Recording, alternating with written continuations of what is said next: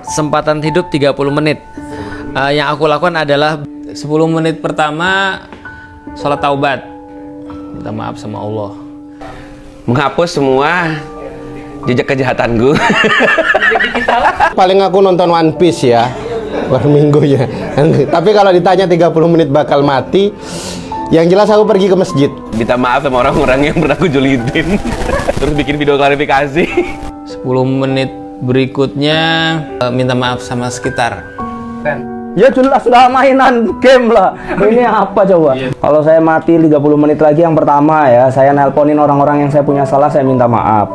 Ya, terus kalau saya punya utang, saya bayar dulu. Terus tapi nggak sih, alhamdulillah. Kalau misalkan saya punya arah tujuan yang jelas untuk sedekah, pasti saya sedekah pas itu. Itu kan masih nyandak tuh 30 menit. Terakhir ini, baca Sayyidul Istighfar sungguh-sungguh. Karena barang siapa yang baca itu pagi hari, mati dia masuk surga, sore mati dia masuk surga. Ya udah gitu sih. pergi ke masjid, baca Quran atau banyakin sujud. Tapi paling aman ya mati tuh ya di masjid. Kalau sadar ya, cuma kan masalahnya mati kan nggak ada. Mana ada dikasih tahu begini. 10 menit berikutnya bikin teori bahwa hidup itu ternyata singkat. Kesempatan hidup 30 menit. Yang aku lakukan adalah bersama istri. Bersama istri dan anak untuk berwasiat. Itu 30 menit ya. Iya, 30 menit aku akan habiskan ke anak istriku, udah itu aja.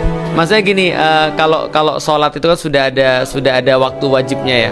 Tapi menurutku, aku bukan peduli pada diriku sendiri sih. Cuman aku merasa bahwa ketika kalau sana aku mau dikasih tahu aku mati 30 menit lagi misalnya, maka yang aku akan berpikir itu adalah setelah aku mati itu aku mau meninggalkan apa, gitu maksudnya. Kalau sana aku milih untuk sholat nih, mungkin aku akan dapat banyak sekali pahala, tapi itu tidak akan berguna bagi orang-orang setelahku. Nah, karena itulah aku berpikir untuk aku harus nemuin keluargaku.